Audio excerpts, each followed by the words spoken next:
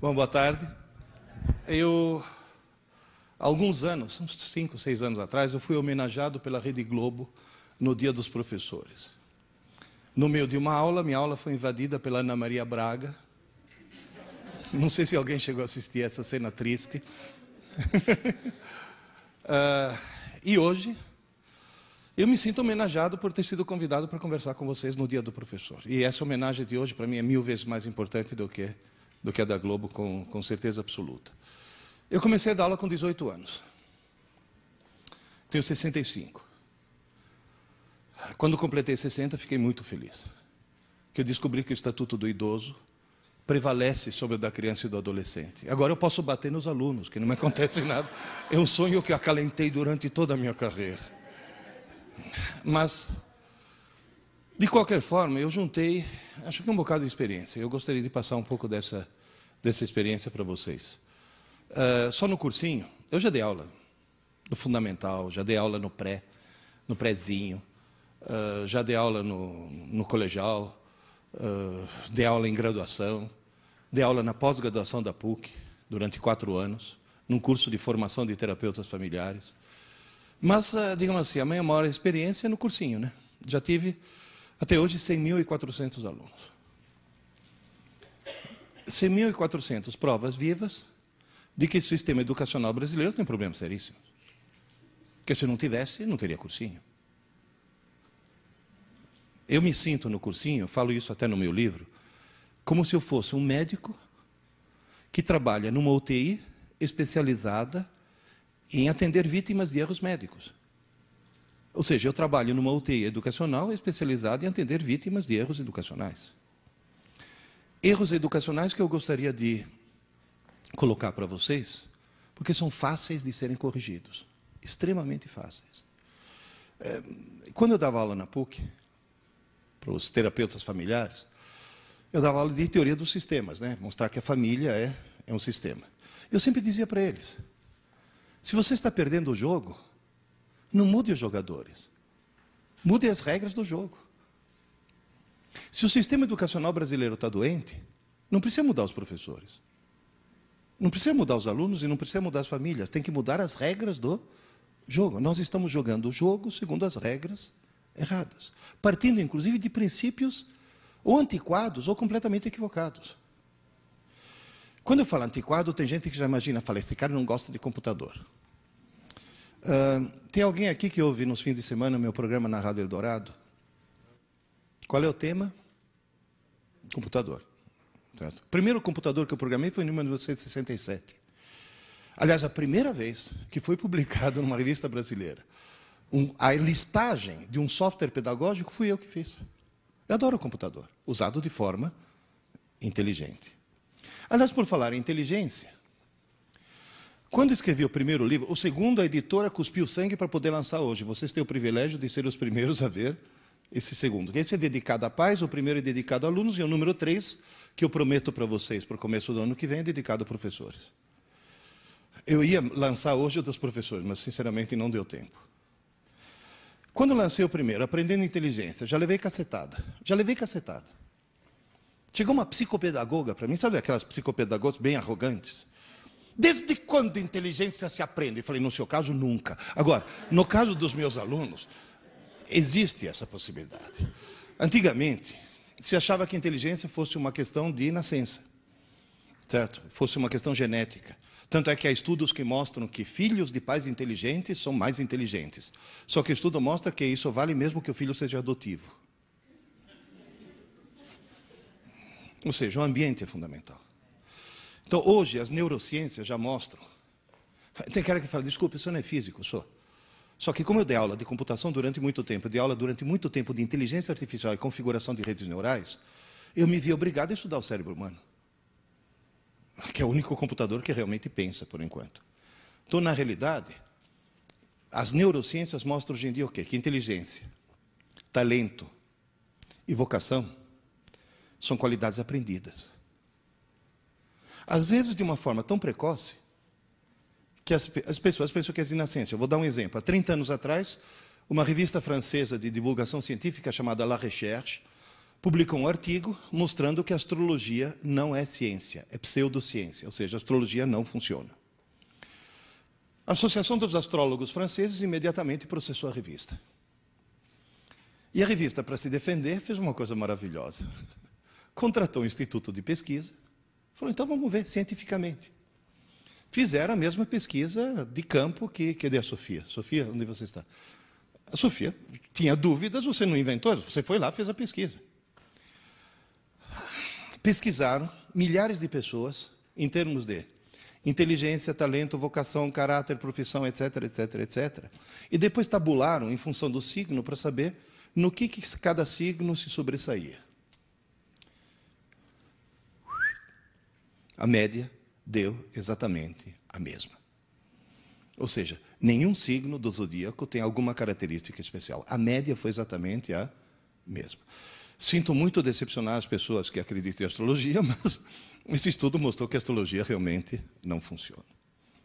Teve uma vez uma mãe indignada que chegou para mim e falou, então por que o jornal publica horóscopo? Falei, aonde, minha senhora? Na página humorística, junto com as histórias em quadrinho. Eu leio horóscopo. Eu acho divertidíssimo. Leão. Cuidado com os falsos amigos. Precisa ser de leão para tomar cuidado com os falsos amigos. Mas nessa pesquisa surgiu uma coisa estranhíssima. Apesar de estar demonstrado que os signos não influem absolutamente em nada, os nascidos em Capricórnio, Aquário e Peixes mostraram ter um QI mais elevado do que os outros 9 signos. E tira esse sorrisinho dos seus lábios, que só os nascidos na França, em Capricórnio, Aquário e Peixes.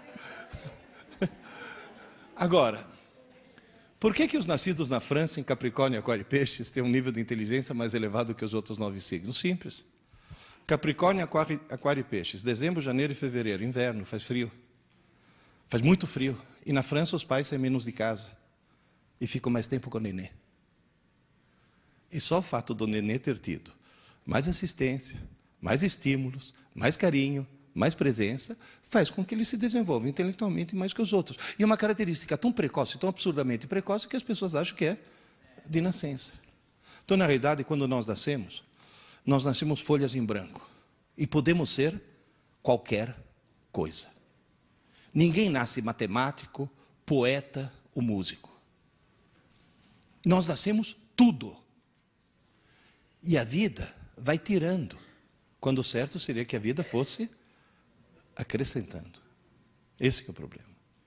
Bom, mas de qualquer forma, só para resumir, é bom que todos nós tomemos consciência que na nossa frente nós temos uma escada, chamada escada da inteligência. Todos nós, em qualquer idade, podemos subir essa escada. É lógico que ela vai subir muito mais rapidamente do que você, em função da idade, mas todo mundo sobe a escada. Todo mundo consegue subir, só que tem um pequeno problema. Os degraus diários são baixinhos. Portanto, quanto em termos totais a inteligência de um ser humano pode aumentar, não tem limite. Agora, quanto ela pode aumentar diariamente, é limitado pela própria estrutura das redes neurais do cérebro. Portanto, nós não podemos perder um dia sequer. Esse que é o ponto. Vocês vão dizer, e o sistema educacional brasileiro funciona? Olha, só para vocês terem uma ideia. Deixa eu avisar uma coisa. Alguém já ouviu falar aqui em Arthur Clarke? Arthur Clarke. Morreu 6 meses atrás. Que, aliás, me faz um favor, né? Toda vez que vocês na rua virem uma antena parabólica apontando para o céu, olha lá para cima e fala, obrigado, Arthur Clarke. Que foi ele que inventou isso, esse sistema de retransmissão. Pois é. O Arthur Clarke tinha uma frase que dizia, eu assisti uma conferência dele em Cambridge, em 1900 e tralalá. Any professor who can be replaced by a computer must be replaced. Qualquer professor que possa ser substituído por um computador deve ser substituído. Certo? Por favor, gravem isso. Se você for fazer um teste de QI na humanidade, seja, quantas pessoas, qual é o número de pessoas que têm um certo QI, vai dar a famosa curva em forma de sino, que mostra o quê? Que umas poucas pessoas têm um QI muito baixo, umas poucas pessoas têm um QI muito alto, e o chamado QI normal é 100. Que cá entre nós, não é lá grande coisa, né? Porque quem tem um QI 100 está acima de metade da população, mas está abaixo da outra metade. Pois é, foi feito um teste de QI na população da Inglaterra. QI médio dos ingleses, 100. Ou seja, os ingleses têm a mesma distribuição normal que a população mundial tem. QI médio dos norte-americanos, 98. Eles são normais também. Eu desconfio que era para dar 100, na última hora incluir o Bush, então caiu para 98. QI médio dos japoneses, 113. Muito acima da média. E mais uma vez, tire esse sorrisinho dos seus lábios, que é só japonês do Japão que tem esse. QI médio dos brasileiros, 87. E não vou nem falar quem que eles incluíram na última hora. Agora, na realidade, o cérebro de um japonês, o cérebro de um inglês, o cérebro de um brasileiro, biologicamente são idênticos. Idênticos. Isso já mostra o quê? Que no Japão, a estrutura, o ambiente, deve fazer coisas que estimulem mais a subida da escada, e no Brasil nós, pelo contrário, estimulamos a descida. É só mudar as regras do jogo. E a escola brasileira, o que faz? Nada, porque a escola brasileira, a escola oficial que eu falo, nem sequer sabe que essa escada existe. Portanto, eu já vi pedagogas falar, não, temos que respeitar a inteligência de cada um. Isso, sua tonta. Respeita, porque aí cada um vai ficar parado no mesmo lugar, não vai sair do lugar. Porque as pessoas não percebem que tem que haver estímulo para que haja esse... As pessoas nem sequer acreditam que possa haver esse crescimento. Tanto é que quando foi feito o PISA, alguém já entrou no site lá para ver o resultado do exame PISA? PISA, 41 países. Em 2003 teve 41 países participando do exame PISA. Brasil inclusive. Jovens de 15 anos. Foram testados os vários tipos de inteligências. Que, aliás, é palavra tabu, né, na pedagogia. Porque na pedagogia você fala competências e habilidades. Porque usar a palavra inteligência seria extremamente preconceituoso se inteligência fosse uma coisa genética. Então foram medidos vários tipos de inteligências. Alunos brasileiros vindo de escolas públicas e boas escolas particulares. 41 países. 41 países. A melhor colocação num dos quesitos dos alunos brasileiros, aquela que eles se deram melhor, eles tiraram 4º lugar, de trás para frente. Nós fomos antepenúltimo. Na maioria nós fomos penúltimos. Inteligência matemática não. Nós fomos os últimos. Decididamente os últimos. Toda manhã quando eu acordo, eu levanto os olhos aos céus e falo, obrigado, Senhor, por ter criado a Tunísia. Muito obrigado por fazer a Tunísia existir. Porque se não fosse a Tunísia, nós seríamos o pior sistema educacional do mundo. Então vamos fazer uma coisa? Vocês, nós, eu inclusive, somos os piores professores do mundo? Não. Os nossos alunos são os alunos mais burros do mundo? Não. Os pais dos nossos alunos? Bom, aí já... Agora, o que está errado são as regras do jogo. E a cultura, né? Por exemplo, quem é que está muito acima do Brasil? Os hermanos. Pero lo que hacen los argentinos, porque están tan arriba de nosotros? Simples. Por que tem muita gente chegando atrasado? Porque o trânsito de São Paulo é horrível. E por que o trânsito de São Paulo é... Não, tem gente que chegou adiantado porque acreditou no horário do Windows. Agora, que mudou o horário de verão antes da hora. Agora, por que o trânsito de São Paulo é horrível? Porque só na cidade de São Paulo tem mais veículos do que na Argentina inteira. Que não é nenhum motivo de orgulho. Vamos para a Argentina? Só na cidade de Buenos Aires tem mais livrarias do que no Brasil inteiro.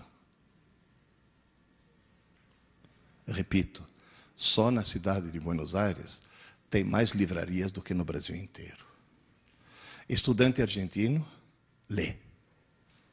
Estudante brasileiro assiste Malhação. Esse que é o grande problema. Essa já é uma regra do jogo que nós temos que mudar. Você vai dizer, professor, ao longo de toda a sua experiência, quais são os 3 grandes problemas que você identificou ao longo da sua carreira? Por que a escola brasileira hoje não funciona direito?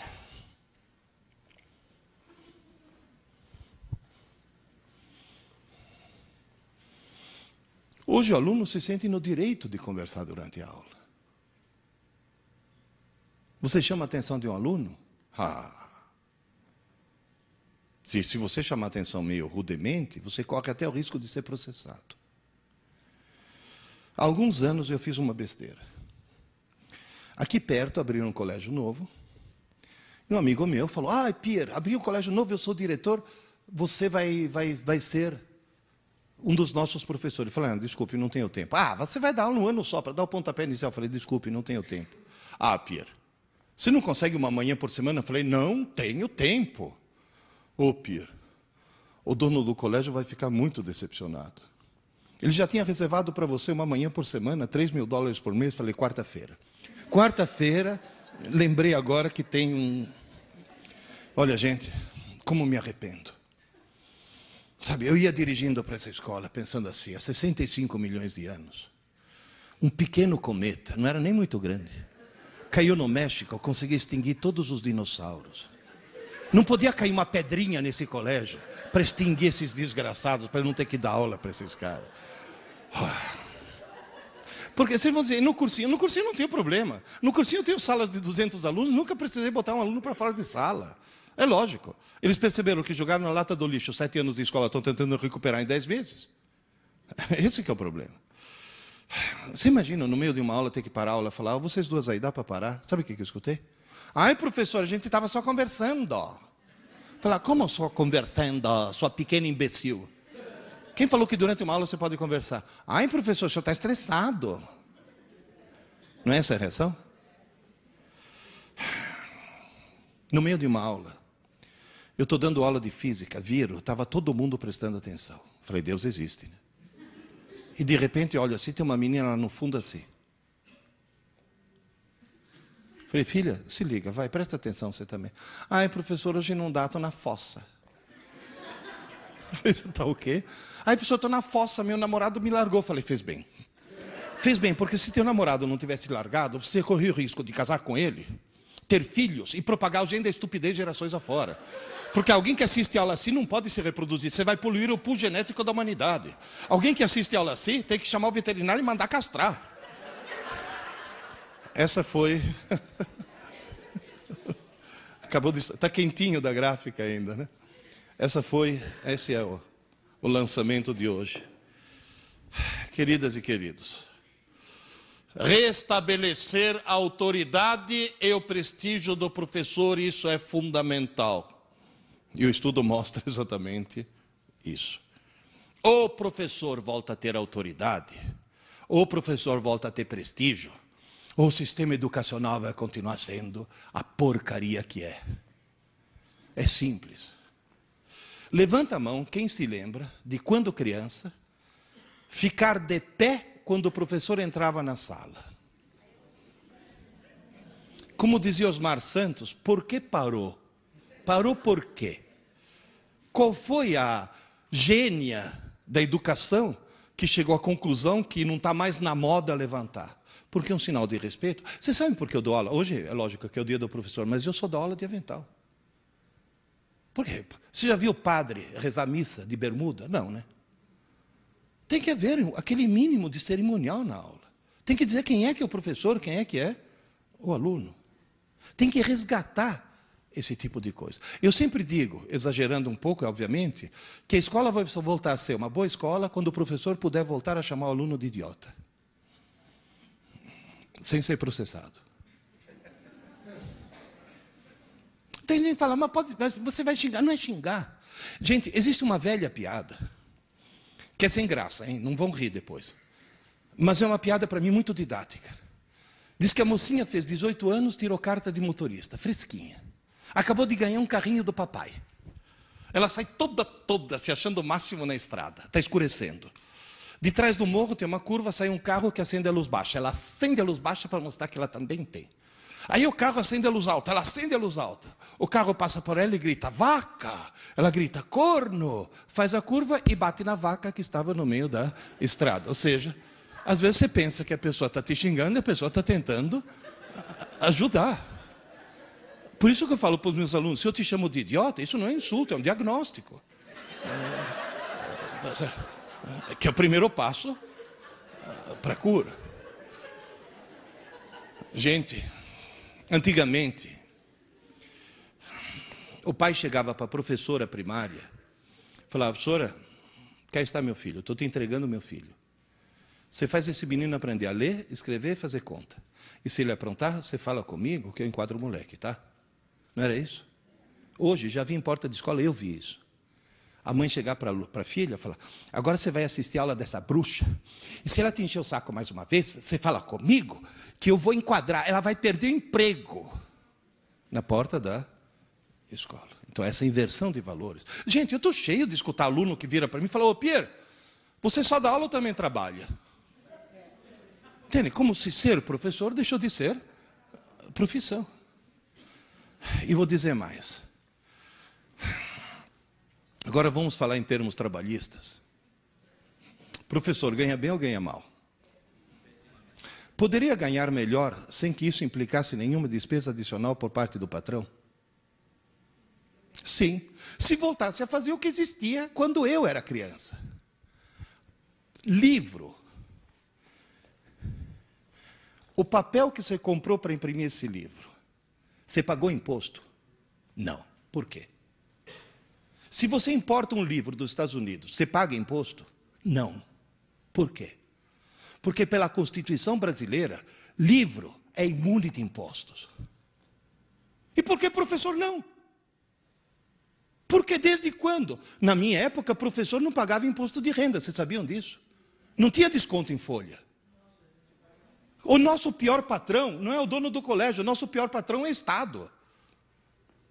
O que nós pagamos de impostos é um absurdo. Se a gente voltasse a ser imune, se livro é imune, por que professor não? Por maior razão, professor deveria ser imune.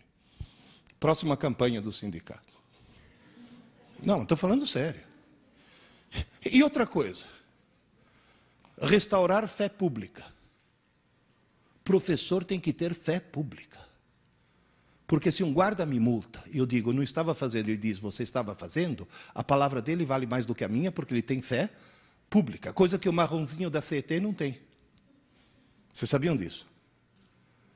Ele não tem autoridade desse tipo de multa, porque ele não tem fé pública. E o professor voltar a ter fé pública. A palavra do professor tem que voltar a ser uma coisa importante.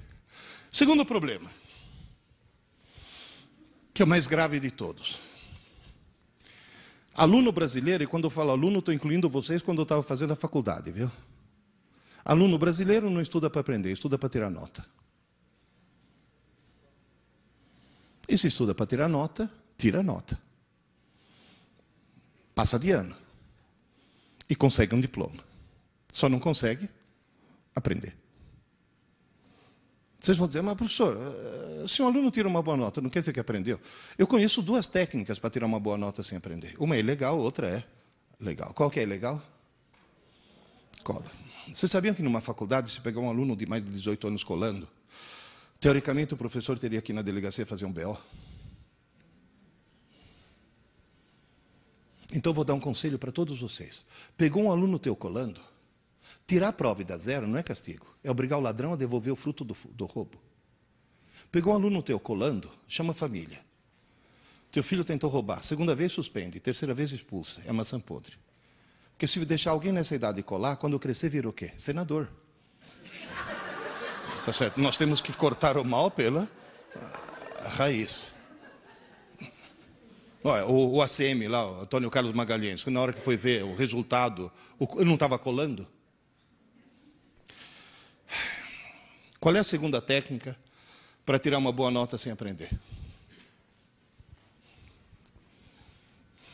E sem colar. A escola marca uma prova na quinta-feira pela manhã. Quando é que um aluno normal começa a estudar?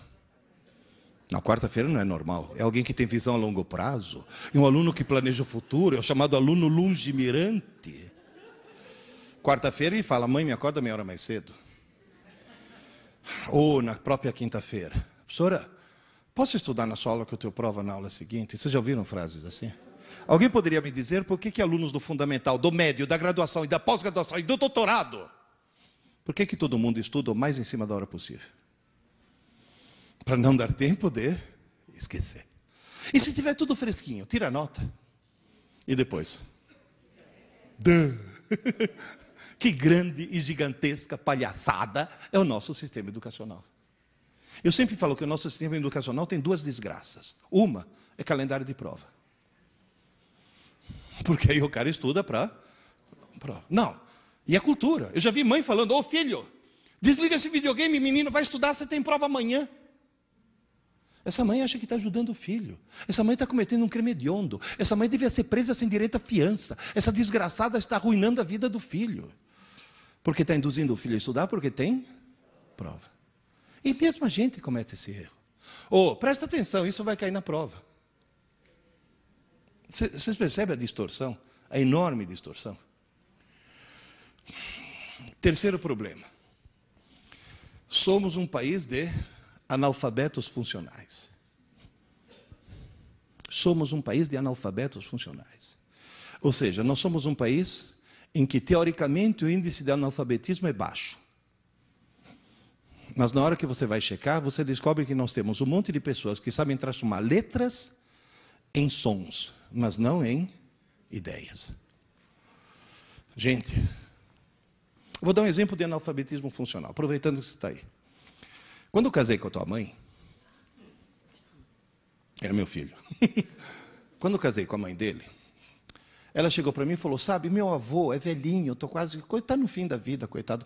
Eu queria dar o último prazer para ele. Falei, qual? Ele é um daqueles judeus que fugiram da Europa nas perseguições. E o sonho dele é ver a neta casar na sinagoga. Você casaria na sinagoga? Eu falei, claro que sim. O patrão é o mesmo. Só muda aqui embaixo quem cobra os 10% de comissão. Vamos lá. Aí eu cheguei para o rabino, Sobel, você me casa na sinagoga? Ele falou, Pierluigi, Sobel, aquele das gravatas, aquele que enlouqueceu.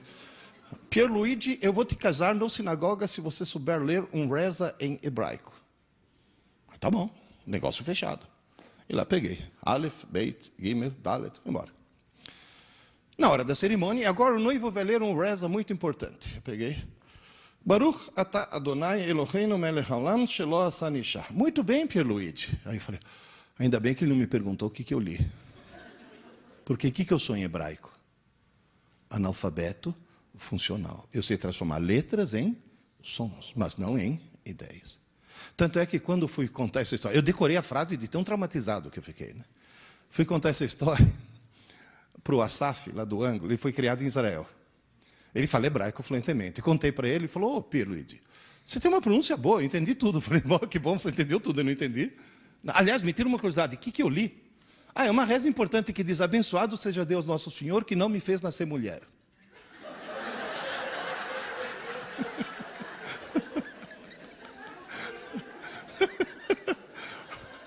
Bom, mas para mim está sendo útil. É que quando eu dou aula, chega uma aluna e fala, professor, posso sair? Estou com cólica. Eu falei, pois não, filha. E lá dentro eu penso, Baruch atah Adonai. Mas, de qualquer forma, nós temos um problema terrível. Professor, quais são as causas disso tudo? O que está acontecendo? Por que nós viramos, por exemplo, um país de maleducados?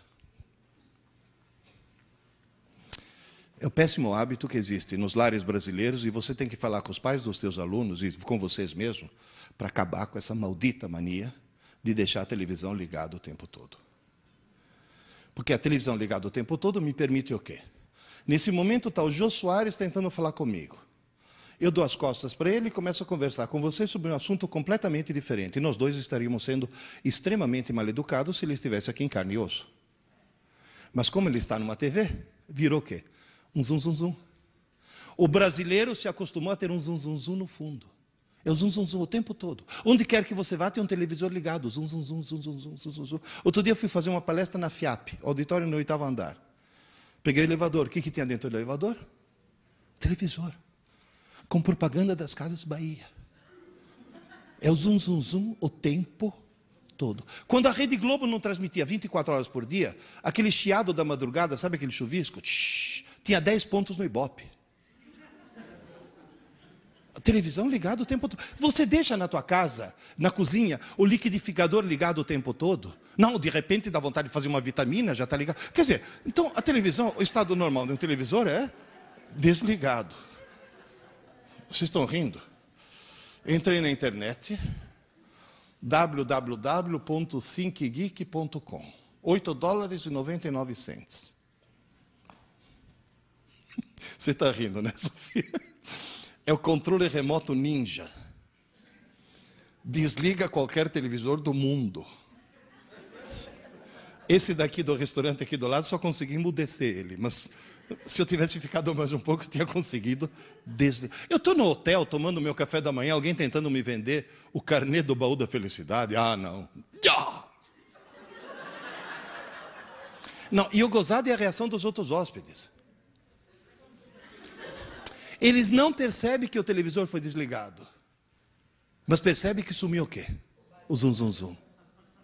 Aquele zum, zum, zum de fundo. Outro dia, eu moro numa chácara, pedi para o meu caseiro me ajudar a fazer compra no Carrefour, que era muita coisa.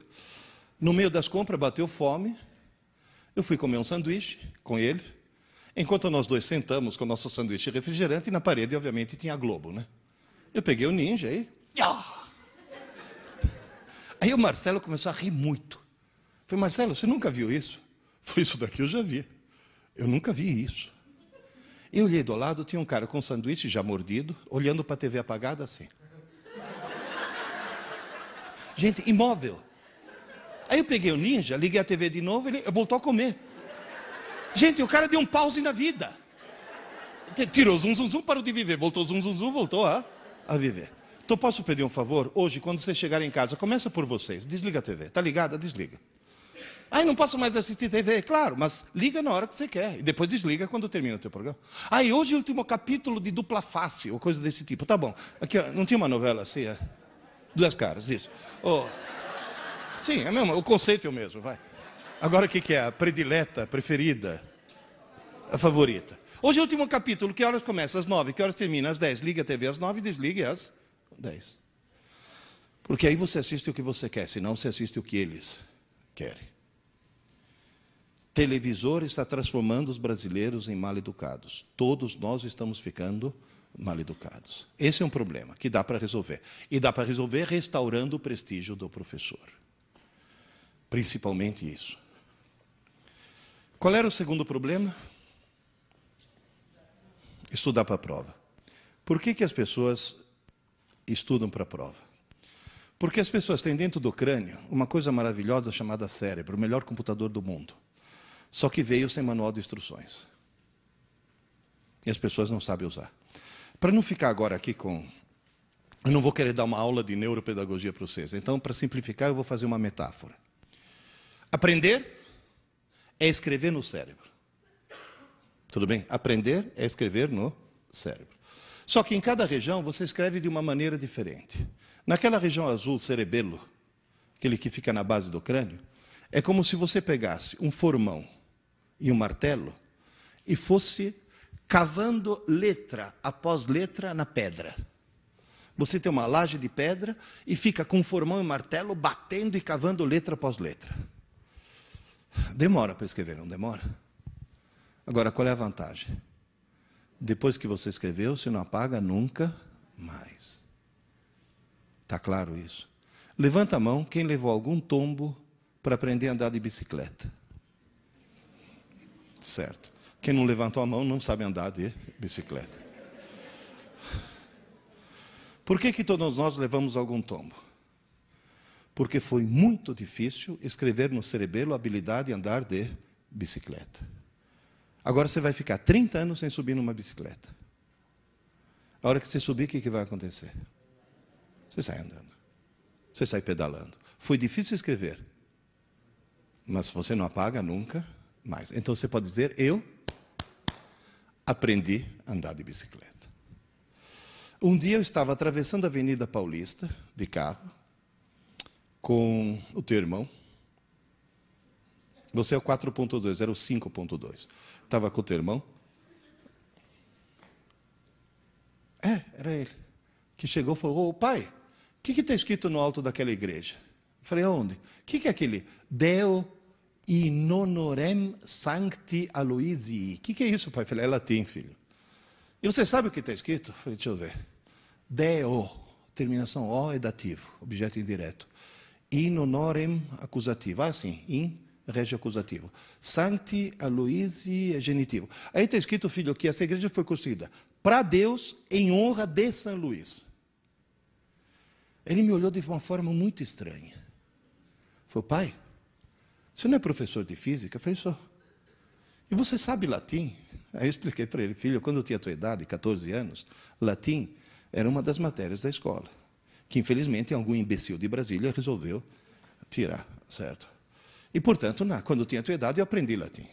Aí virou para mim e falou, nossa, pai, mas faz tanto tempo. É que para os nossos filhos nós não nascemos, nós somos fundados, né? Nossa, pai, mas faz tanto tempo. Eu falei, filho, eu não falei que me ensinaram latim. Eu não falei que eu tive aula de latim. Eu falei que eu aprendi latim. E quando se aprende para sempre. Em que idioma estou falando com vocês? Português. Eu aprendi a falar português com 12 anos. Eu tenho 65 e estou falando português até hoje. Moral da história, eu aprendi a falar português. Aprendi a aprender para sempre.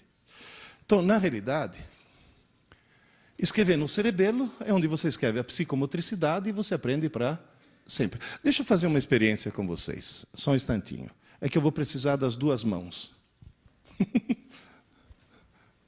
Será que eu consigo pôr aqui? Segura para mim, só um segundo. Todos vocês, por favor, levantem a mão direita. A direita é de lá, hein? Sim, porque já vi gente descobrir assim. Aqui está, é a direita. Vocês nunca viram isso? O senhor vira a direita.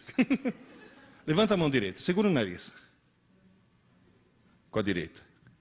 Eu estou usando a esquerda porque eu sou espelho, né? Agora, com a outra mão, segura a orelha. Conseguiram? Agora, bate assim. Agora, levanta a mão esquerda.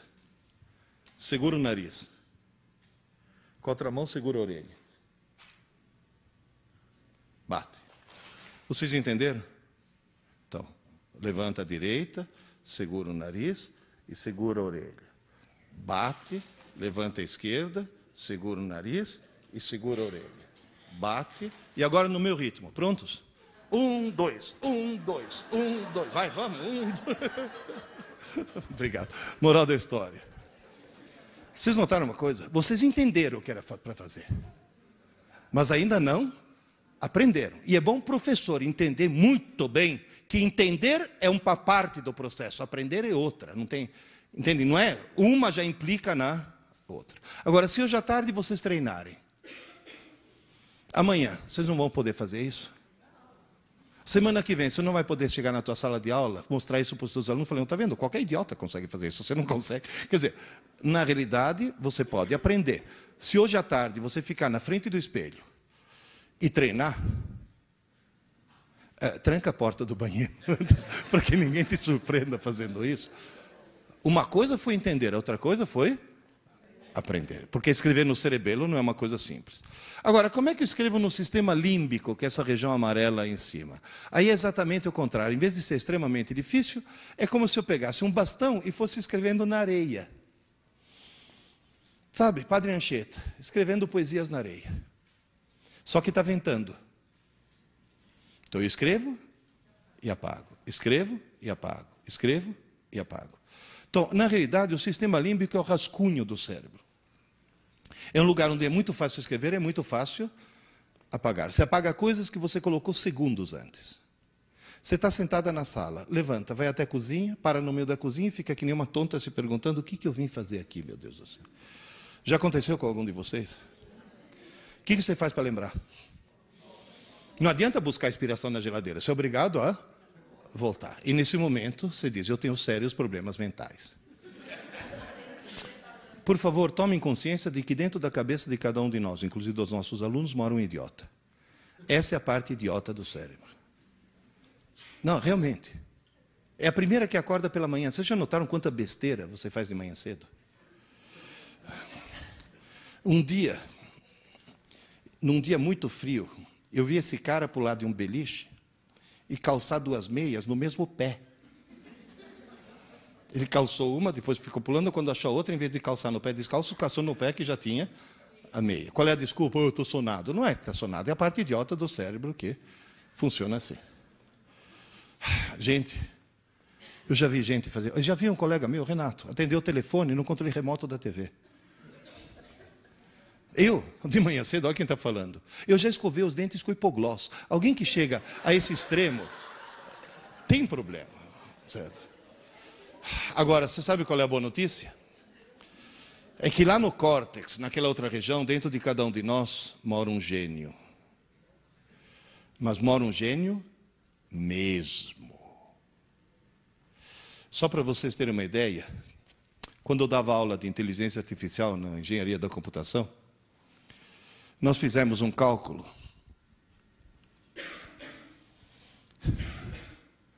Quantos computadores de última geração? Esse é um notebook de ultimíssima geração. Quantos eu deveria ligar em rede para simular um córtex humano? O cálculo mais otimista deu 15 mil. 15 mil. Ou seja, dentro de cada crânio de cada um de vocês, tem uma rede equivalente a 15 mil computadores. Vocês têm ideia do que quer dizer isso? Quer dizer que vocês e todos os seus alunos, no fundo, são gênios.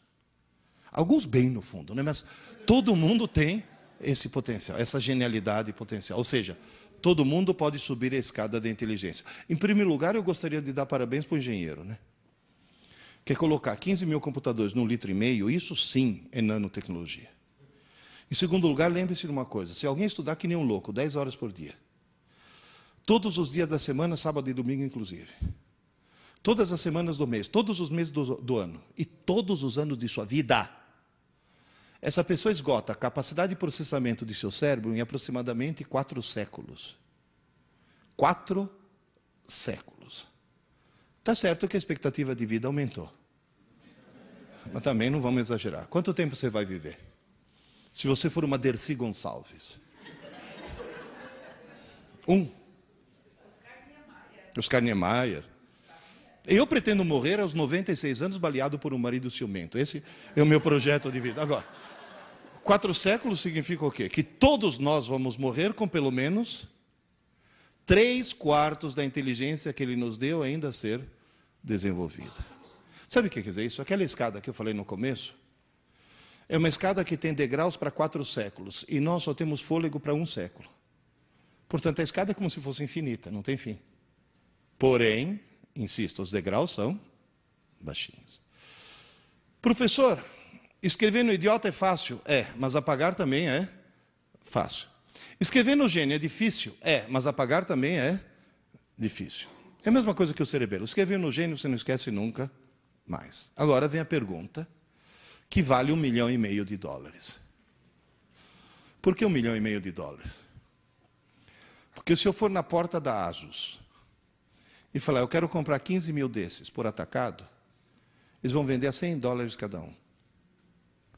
$100 vezes 15 mil dá $1,5 milhão. Dentro da cabeça de cada um de nós tem um patrimônio de $1,5 milhão. Quando você trabalha, o salário que você ganha não é salário, é leasing. É o aluguel de um equipamento que custa $1,5 milhão. E você vai dizer, por que tem salários tão diferentes?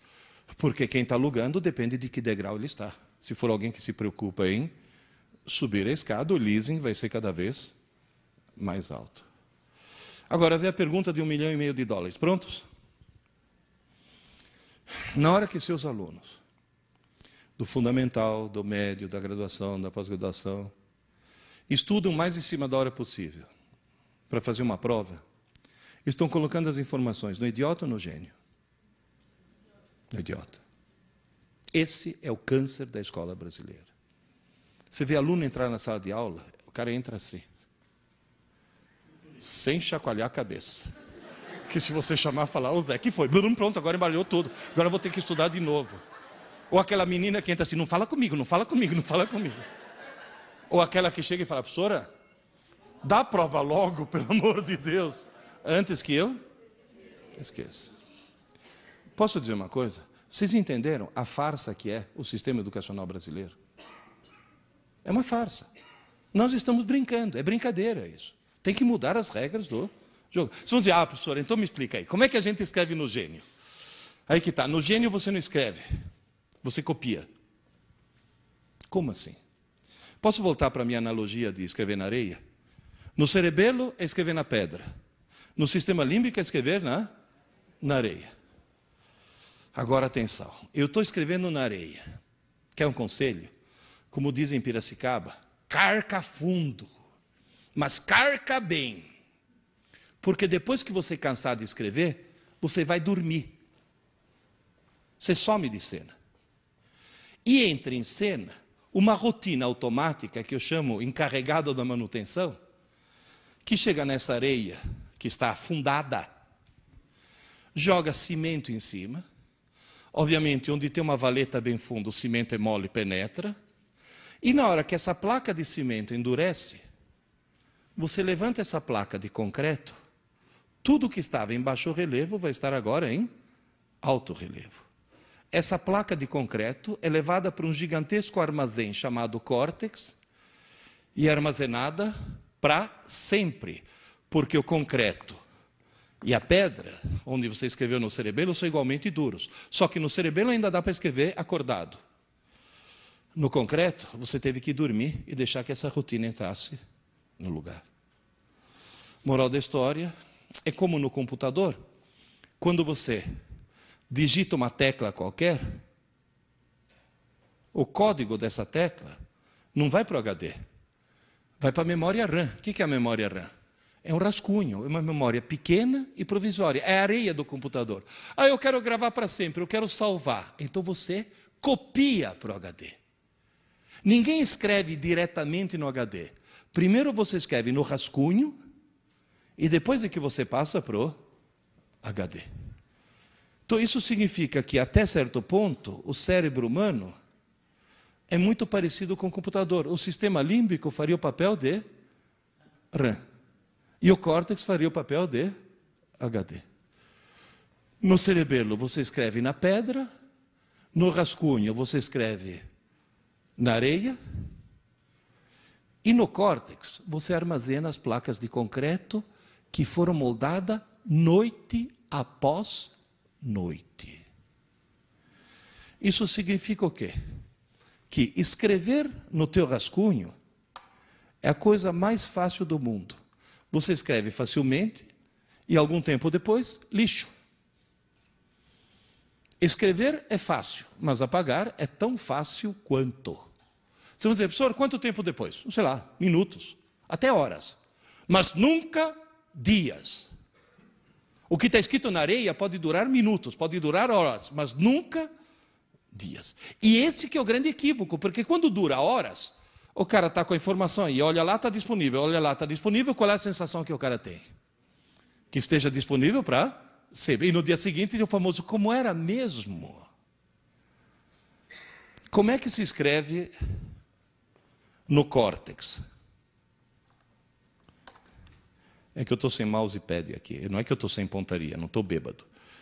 No córtex, você escreve pegando uma rede neural, desligando alguns neurônios e ligando outros. Você muda o circuito do cérebro.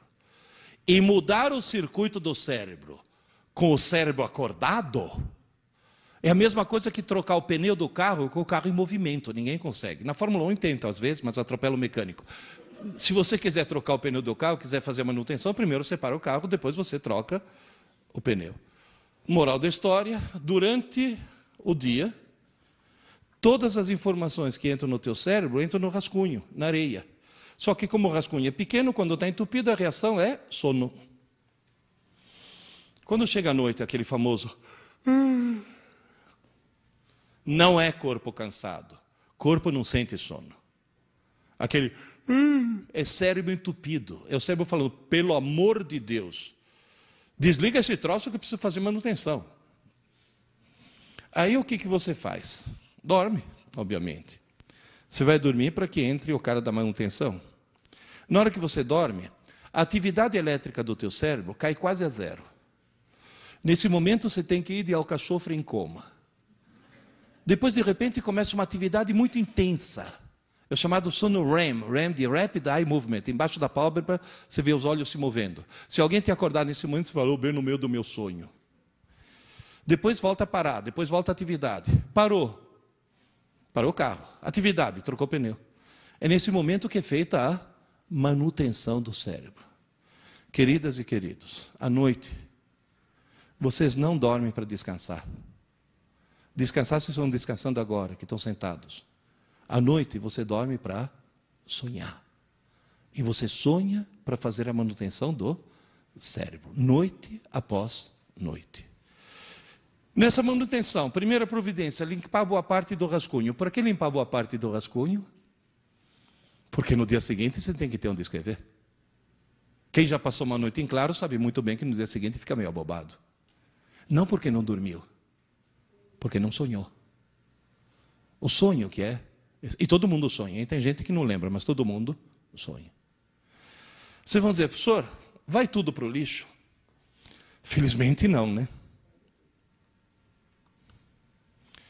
Durante o dia você recebe muita informação. Uma pequena fração é gravada no concreto, tira o molde no concreto e leva para o armazém do córtex e transforma em pouco conhecimento.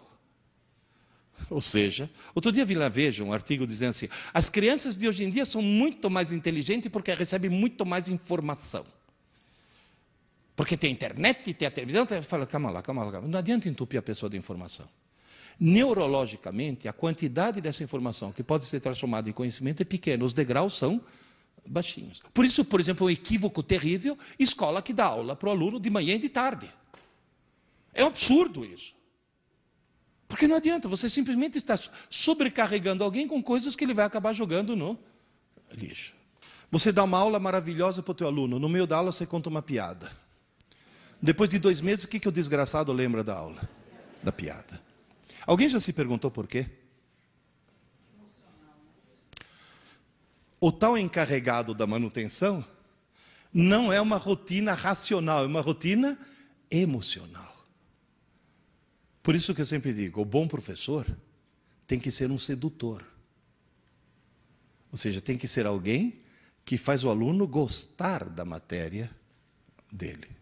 Porque aí a parte emocional é muito importante. Agora, por que a piada ficou gravada? Porque o cara está assistindo aula escrevendo de leve. Ainda se por cima, se for alguém que assiste Malhação, se sente no direito de conversar com o vizinho. Aliás, outra coisa, sindicato. Abaixo-assinado de todos os professores desse país, para a Rede Globo, pedindo para a Malhação parar de fazer apologia do mau aluno, porque o herói de Malhação é o mau aluno.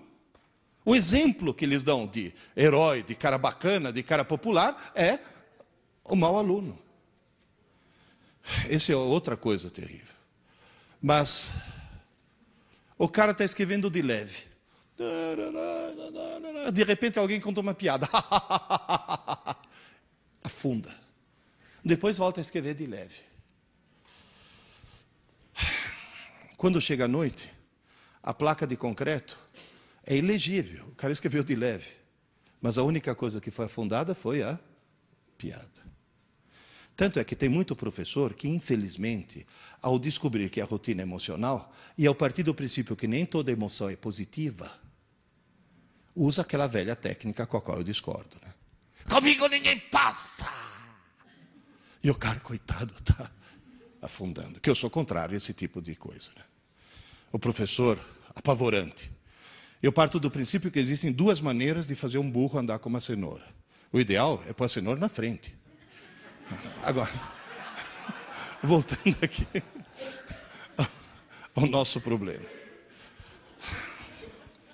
Como é que eu faço para que hoje à noite, até as aulas, sejam gravadas na memória permanente?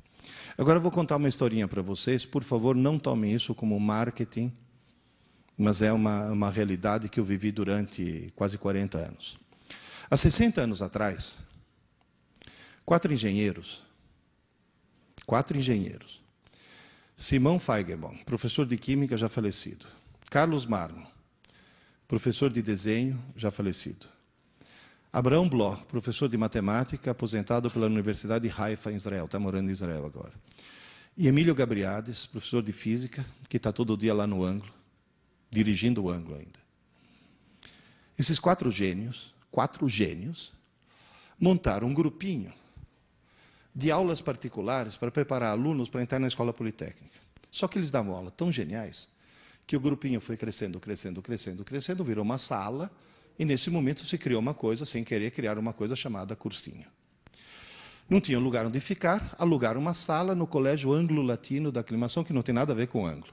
Mas ficaram conhecidos como aqueles 4 lá do ângulo. Aí o nome ângulo pegou e acabou virando a marca. Muito bem. O que esses 4 gênios descobriram? Que se eles dessem 4 aulas geniais pela manhã, no dia seguinte, as aulas já tinham ido parar no lixo. Não adiantava a aula ser a melhor do mundo. Não adiantava nada. Por isso que insisto, não adianta melhorar a aula. A mudança da regra do jogo não está aí. Mas eles descobriram, na base da tentativa e erro, porque nenhum deles tinha a menor ideia de neurociências, na base da tentativa e erro, o que eles descobriram?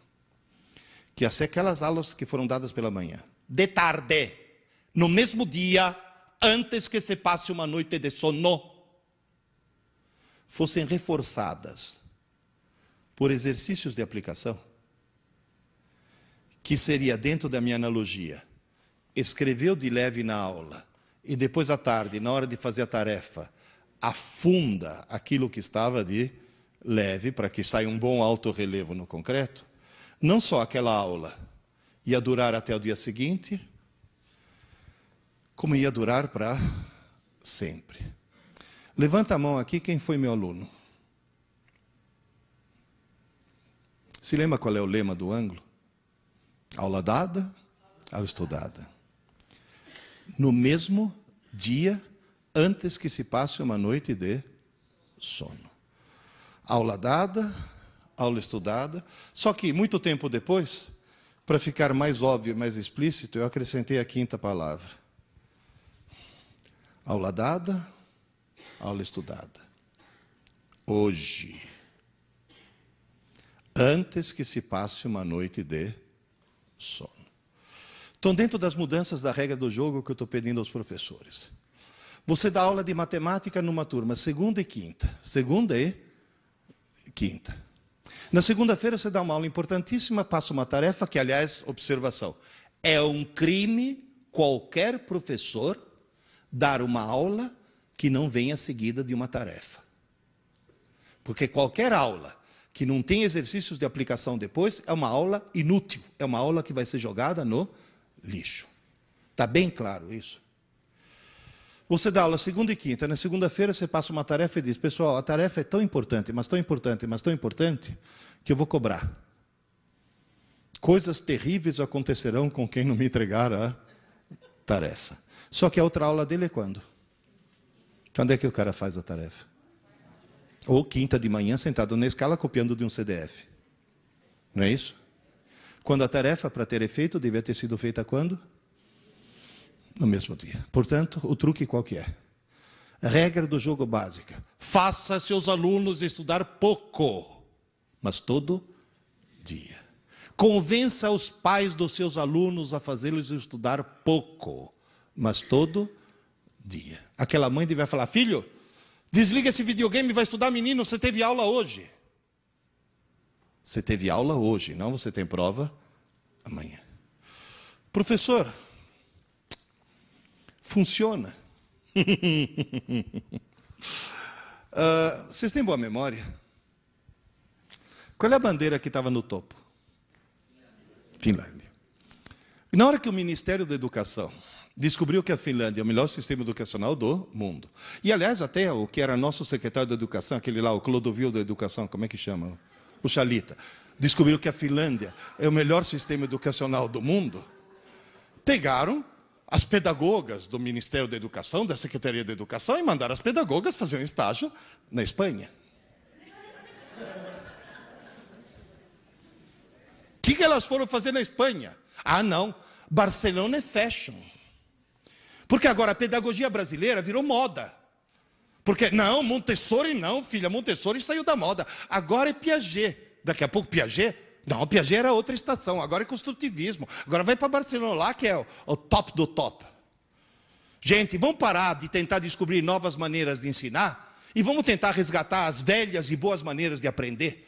Porque o fundamental é o aluno aprender, não é como a gente ensina. Ai, agora é lousa digital, lousa eletrônica. Para com isso. Para com isso. Vê teu aluno quando está sozinho. Porque é o momento em que ele está sozinho que funciona.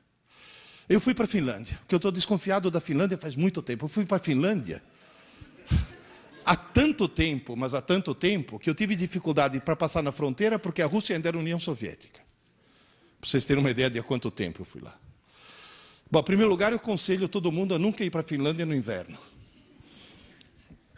É muito deprimente. O sol nasce às 11 horas da manhã e se põe às 2 da tarde. Você imaginou coisa mais deprimente que isso? 10h30 da manhã é noite. 11 horas nasce um pálido sol que faz... pronto, 2 horas já. Tanto é que o índice de suicídio deles é enorme. Depressão. Eles bebem, mas bebem.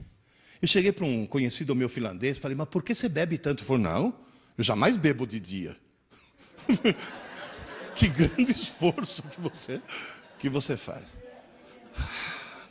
A Finlândia é um país extremamente feminista. Todas as mulheres finlandesas trabalham. A multinacional finlandesa mais bem-sucedida é a Nokia.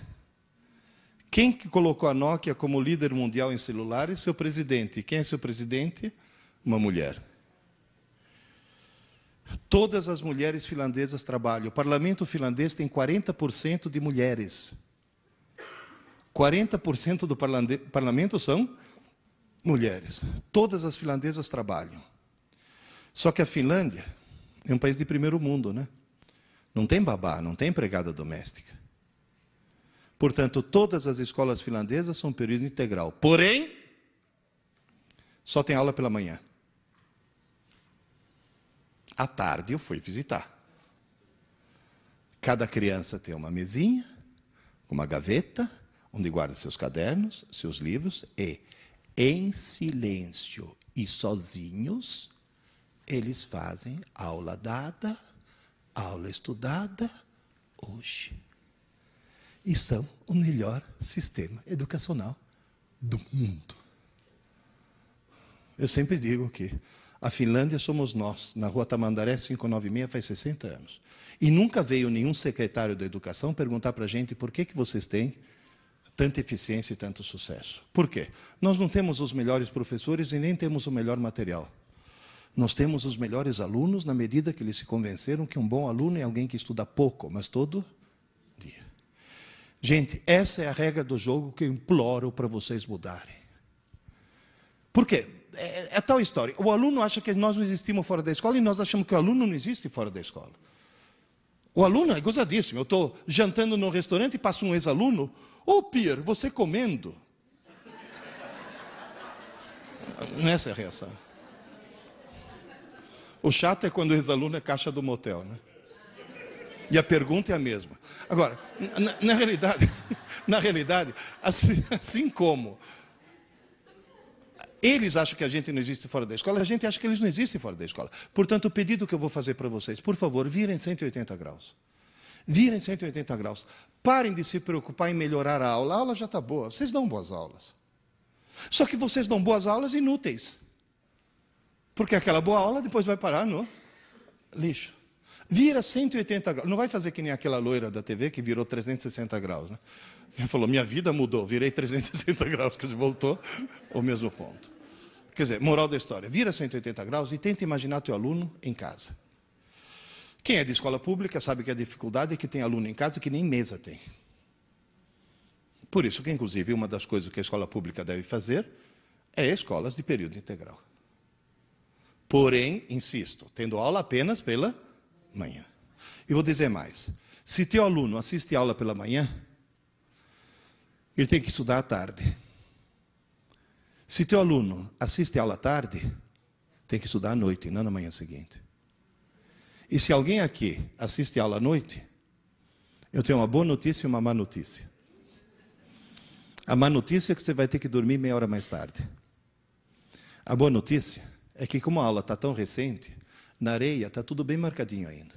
Portanto, aquela meia hora de estudo é mais do que suficiente. Mas tem que ser antes que se passe uma noite de sono. Com isso, o que vai acontecer? Número 1, não precisa mais falar para o aluno não estudar para a prova. Ele sozinho vai descobrir que não precisa mais estudar para a prova. Número 2, ele vai perceber que nunca mais ele vai esquecer as coisas. Tem aulas que eu dei para você que você lembra até hoje. E faz pouco tempo, né? Foi há 30 quilos atrás. Você lembra como eu era magrinho?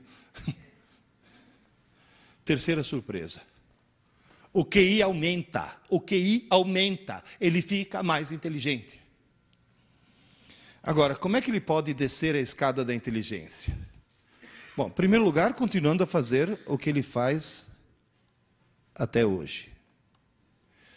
Lembrar sempre o seguinte, existe o momento da aula e muito tempo depois existe o momento da prova. Aluno inteligente estuda o mais perto possível da aula. Aluno desorientado estuda o mais perto possível da prova. Agora eu vou fazer mais uma pergunta de $1,5 milhão. Prontos? Qual vocês acham que é a porcentagem de alunos brasileiros que se encaixa nesse esquema aqui? 99%. Portanto, vamos fazer uma coisa? Vamos fazer nossos alunos virar 1%. E aí, a coisa vai crescendo. Porque, inclusive, lembre-se de uma coisa. Os nossos alunos, conforme você estava comentando, vão entrar no mercado de trabalho que tem cada vez mais gente e cada vez menos necessidade de mão de obra. Quanto bancário foi para o olho da rua por causa da internet e do caixa eletrônico? Outro dia eu fui dar aula magna na Unisa Digital. Para quem que eu dei aula? Para 2 câmeras e uma antena parabólica. E a aula foi retransmitida para 52 universidades. Se não fosse a tecnologia, precisaria de 52 Pierluigi para fazer aquilo que um Pierluigi só fez. Certo? Agora, insisto mais uma vez. Uma aula magna, uma palestra, são todas coisas que a eletrônica pode suprir. Agora, aula de verdade, se não tem o olho no olho, se não tem o professor recebendo o feedback do aluno, não funciona. O professor de verdade é alguém que dá aula olhando para a cara dos alunos e recebendo o feedback imediato. Está claro isso? Isso é fundamental. Transformar em 1%. Como é que nós conseguimos abaixar o nível de inteligência? Você tem uma menina que está querendo ver como termina o último capítulo de Sabrina. Ela está interessadíssima em ver como termina o livro. Mas ela mora numa casa onde a TV está ligada. Sem querer, o que ela faz? Assiste a TV. E você vai dizer, o que ela assiste? Pela 17ª vez, ela assiste A Volta à Lagoa Azul. Ela já assistiu esse filme 16 vezes, é o filme que mais passa na TV. Agora, o que leva alguém a assistir A Volta à Lagoa Azul? Foi hipnotizada. Porque a televisão hipnotiza. Eu já trabalhei na televisão. Eu sei como funcionam os bastidores da TV. A função da TV é imbecilizar. Eu trabalhei 4 anos na TV Educativa de Santos. Eu era âncora de um programa. E 2 anos na TV Cultura. Alguém lembra de um programa chamado Qual é o Grilo? Lembra? Que foi quando eu fui preso. Me perguntaram a opinião sobre o que eu achava, como professor de física, de construir centrais nucleares em Peruíbe. E como o programa era ao vivo e não tinha censura prévia, eu pude dizer, qualquer governo que num país como o Brasil pense em construir uma central nuclear, ou é burro, ou é corrupto. E, aliás, quando fui preso, teve muita gente que falou, olha que... Depois me soltaram logo em seguida.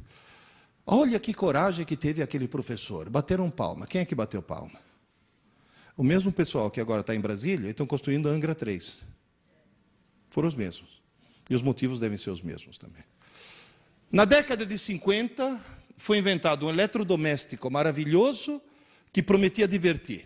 E na Alemanha inventaram um remédio maravilhoso, aquele lá em cima, que prometia fazer as mulheres grávidas não sentir enjoo. O pessoal comprou a TV e se divertiu. As mulheres grávidas compraram o remédio e não sentiram enjoo. Só que esse remédio chama talidomida. E as crianças começaram a nascer sem braço, sem perna, sem olho, assim, com grandes problemas. Até hoje existem hospitais no mundo que abrigam as vítimas da talidomida. E a televisão virou a talidomida do século XXI. Por quê? Olha, gente, posso dizer uma coisa? Eu recebo centenas de e-mails, no meu programa de rádio, que é um programa de informática. 20% dos meus ouvintes têm mais de 60 anos. O que mostra que a escada todo mundo sobe. 20% dos meus ouvintes são deficientes visuais. São cegos que trabalham no computador e, obviamente, trabalham pelo som e não pela imagem. 20% dos meus ouvintes são pessoas que não têm computador, não querem ter computador, mas querem ouvir dois amigos conversando, que é uma coisa que faz falta hoje em dia. E o resto é o resto do público. Quem é que manda as dúvidas mais inteligentes? Os cegos. Você vai dizer, mas por quê? Cegueira aumenta o QI? Não, mas não assistir TV aumenta. Não, estou falando sério. Estou falando sério. Vocês não... Gente, a TV intencionalmente acaba com o espírito crítico das pessoas. Por quê? Por uma razão muito simples. Porque se não abaixar teu espírito crítico, você não compra. Gente, outro dia eu estava no hotel assistindo um programa do canal Discovery, e aí vi uma propaganda que durou acho que uns 10 minutos. Olha, 10 minutos é grana, hein? Mesmo uma TV por assinatura, 10 minutos de programa. Quer dizer, que o cara está vendendo o produto. O que ele está vendendo? Um sofá de plástico preto inflável. Agora eu pergunto, em nome de Deus, por que alguém vai querer em casa um sofá de plástico preto inflável? Que se você sentar sem camisa e levantar, ele vem junto. Tem algum motivo? Tem. Mostra lá a propaganda que você está... Tem um cara sentado ao ar livre no seu sofá de plástico preto inflável. De repente, um de cada lado, vem 2 caminhões assassinos que tentam espremê-lo. Mas ele está sentado em cima do sofá. E o sofá aguenta 2 caminhões. É uma coisa que pode acontecer com qualquer um. Você está belo e sossegado, vem os 2 caminhões, mas você tem o sofá de plástico preto inflável. Eu posso perguntar por que vocês estão rindo?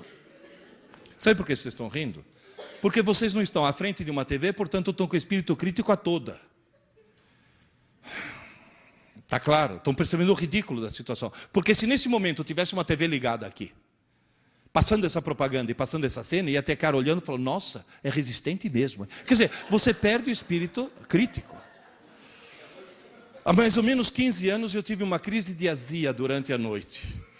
Levantei, tomei um antiácido, fui para a sala, para não acordar minha mulher. Liguei a TV.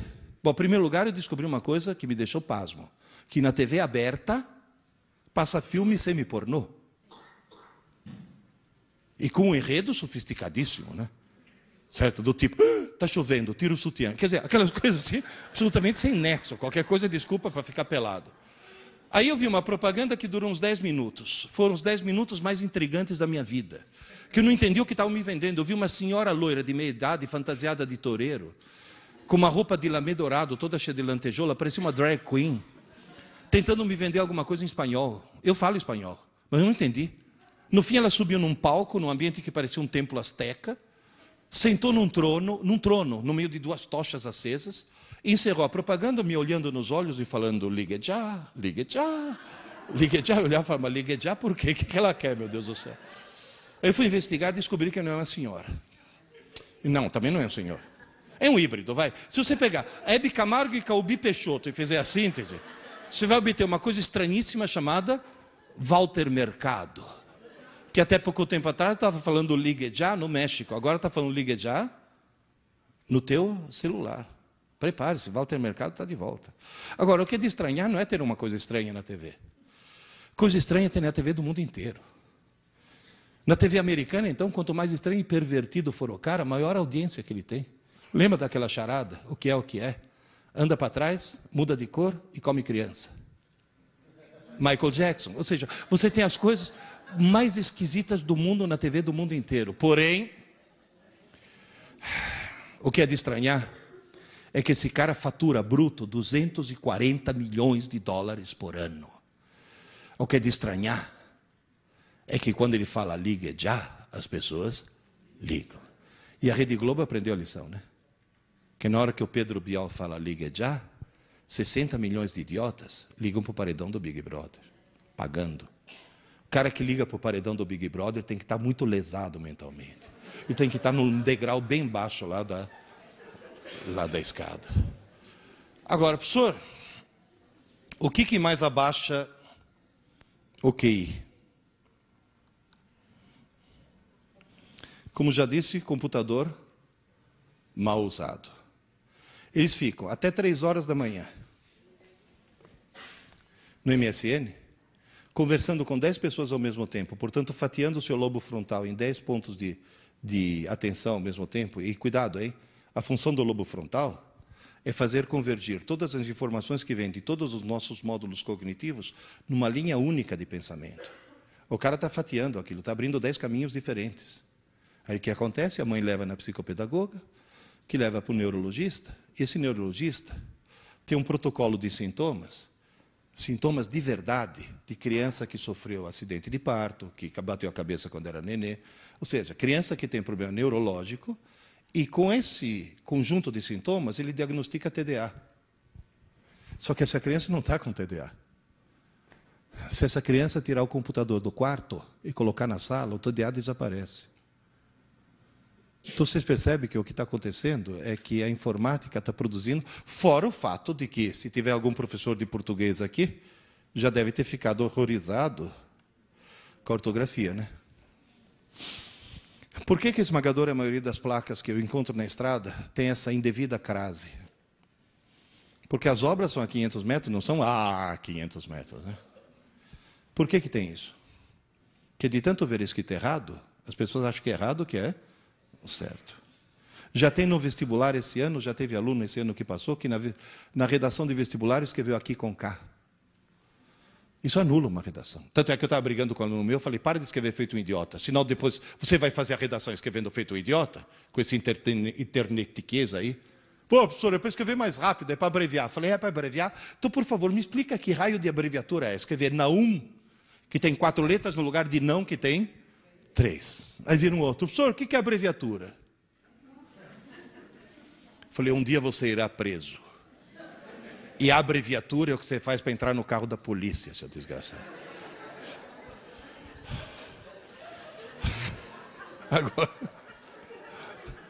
Agora, gente,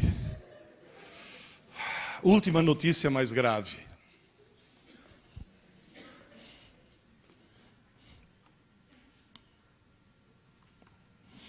O uso do MSN, um psiquiatra descobriu, produz um rebaixamento no QI, que é o dobro do que o seu jovem fumasse maconha.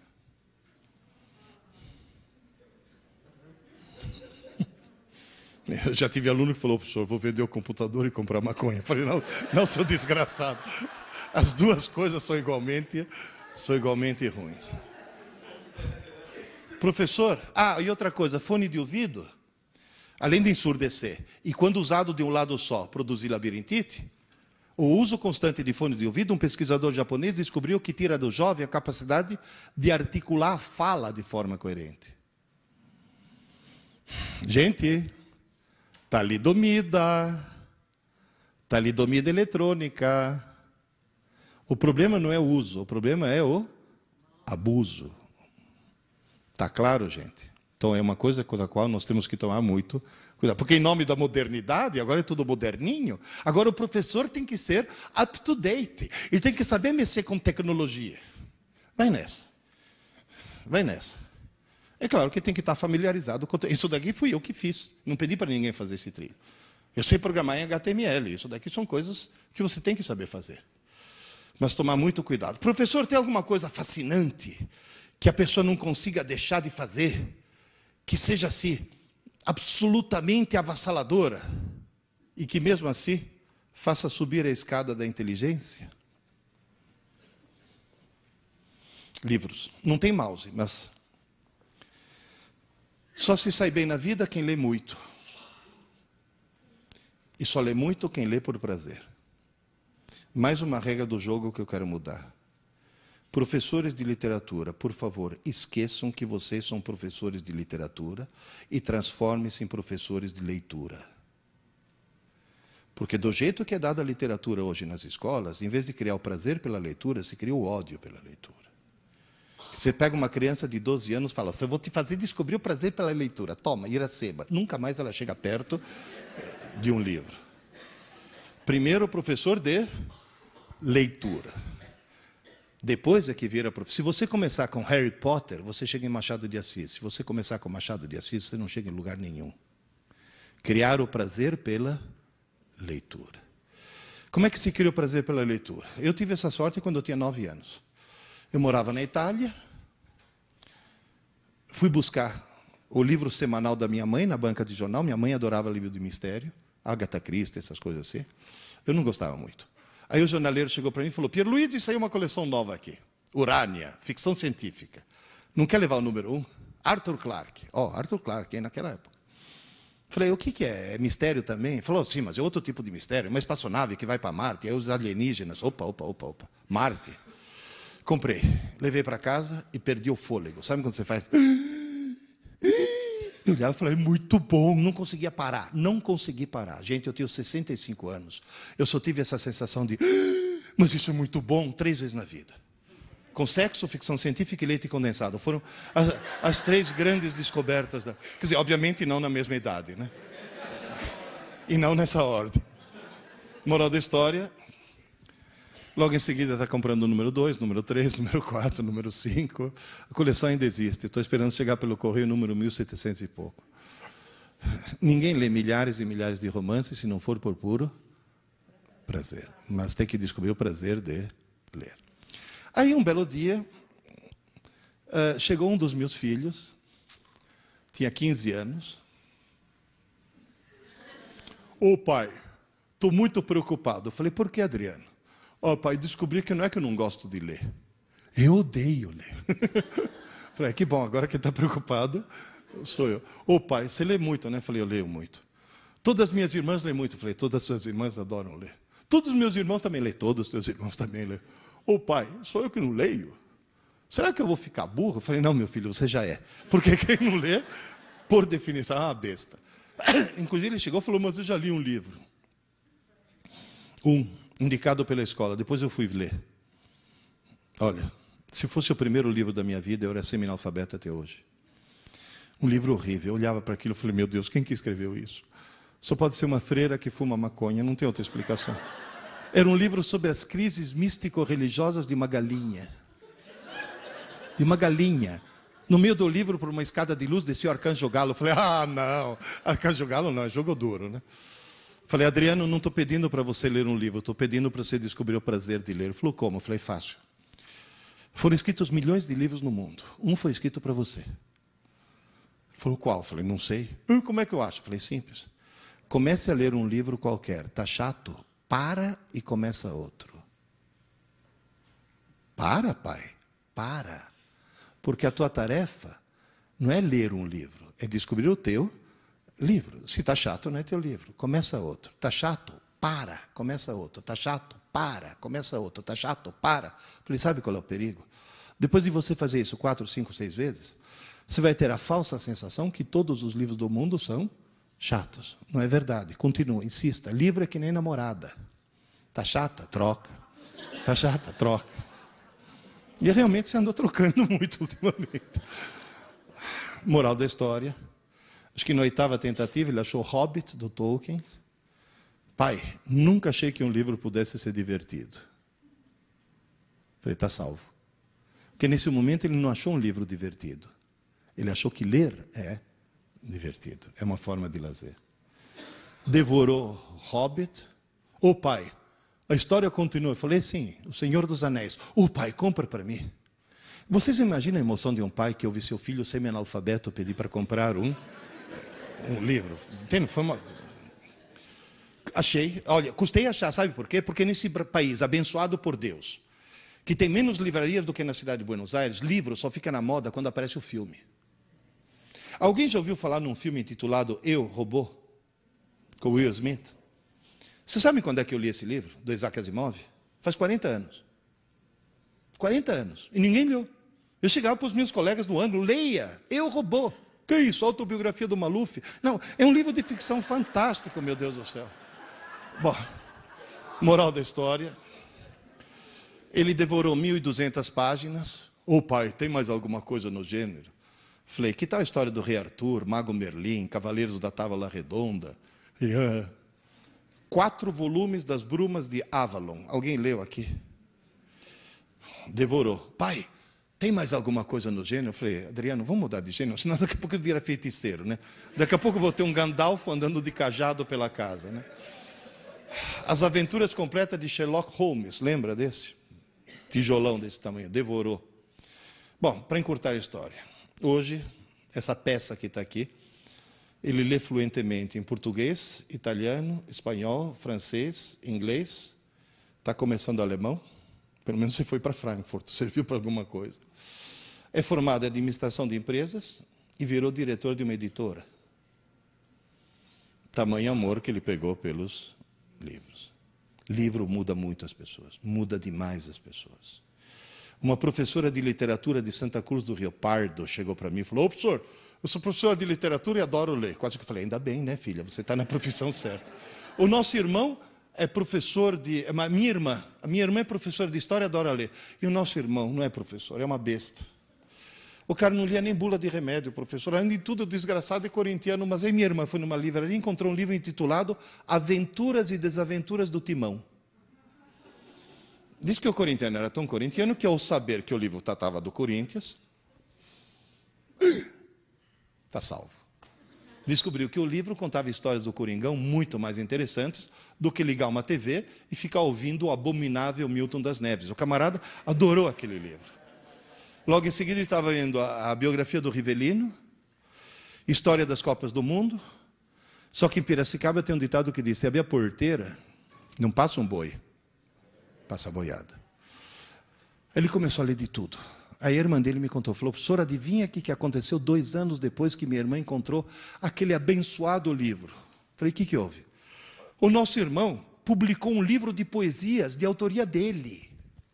Gente, um corintiano escrevendo poesias. Olha o milagre que um livro consegue fazer uma coisa assim, quase que sobrenatural, uma coisa assim, fantástica.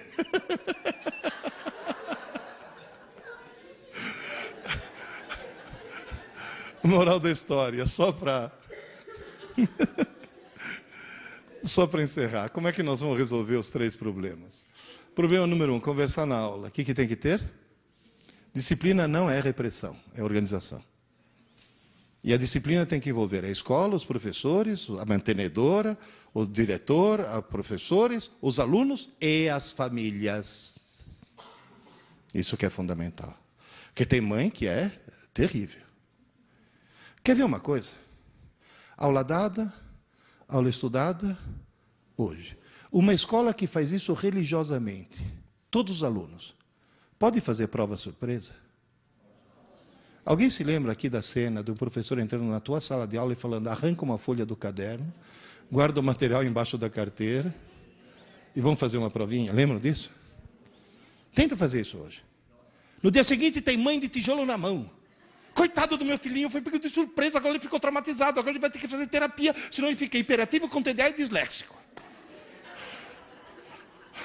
Eu sempre falo que mãe na escola parece anão em campo de nudismo. Mete o nariz onde não deve. Ou seja, enquanto vocês não convencerem as famílias, não vai adiantar absolutamente nada. Segundo problema, estudar para a prova. Vocês sabiam que, por lei, a escola é obrigada a publicar um calendário de prova? Ou seja, é a lei mais burra que eu já vi na minha vida. É burra essa lei. Estudar para a prova, o que você tem que convencer o aluno? Estudar pouco, mas todo dia. Terceiro problema, não ler livros. Lembre-se, por favor, de uma coisa. Você pode levar um cavalo até a água, você não pode obrigá-lo a beber. E se você enfiar a cara do cavalo no balde, não só ele não bebe, que nunca mais ele chega perto do balde. Portanto, pelo amor de Deus, professores, nunca obriguem um aluno a ler um livro. Pelo amor de Deus, não façam mais isso. Não escolham por ele. De gustibus et coloribus disputandum est. Cor e gosto não se discute. Cada um tem o direito de gostar do que quiser. Você, se eu te dou o direito de achar que Machado de Assis é um gênio, você, por favor, me dê o direito de achar que Machado de Assis é chato. Então, qual é o truque? Dê um leque. Escolha. Não está bom? Começa outro. Não está bom? Começa outro. Até você achar teu livro. Muitas escolas já estão fazendo isso, e quando o aluno acha o livro dele, sabe o que ele faz? Quando ele gosta? Ele vai na frente e conta para os amigos por que aquele livro é fantástico. Quantos amigos ele convencer a ler o mesmo livro, maior é a nota dele. Ele ganha nota de marketing. Merecidíssima, na minha opinião, porque está transformando os outros em leitores. E, finalmente, esse é um velho ditado chinês que o meu desenhista resolveu transformar numa figura. Alguém lembra? Se você vir um homem com fome, não lhe dê um peixe, ensine-o a pescar. Nosso dever é ensinar nossos alunos a pescar. Aula é dar peixe. Mas o estudo solitário é quando ele está pescando. Está claro isso? Está entendido isso? Aliás, eu gostaria de mostrar para o Lula. Investe um pouco mais em educação, pelo amor de Deus, né? E um pouco menos nessas Bolsa Famílias que vão parar para pessoas que, inclusive, nem precisam disso, né? Muitas precisam, mas muitas não. Bom, daqui a pouco eu vou estar lá autografando o livro. Esses livros na livraria custam R$25. Nas palestras costumam custar 20, mas o editor falou que para o professor tem desconto, então é só 15. E se você comprar nos próximos 10 minutos... Professor, liga já. Professor, só para encerrar. A gente sempre fala para os alunos a palavra errada, que eu acho que é errada. Estuda! Estuda! Se você tentar resumir tudo em uma única palavra, para subir a escada da inteligência, uma única palavra. Leia! Nem que seja para ler Júlia, Bianca, Sabrina. Mas, pelo amor de Deus, leia.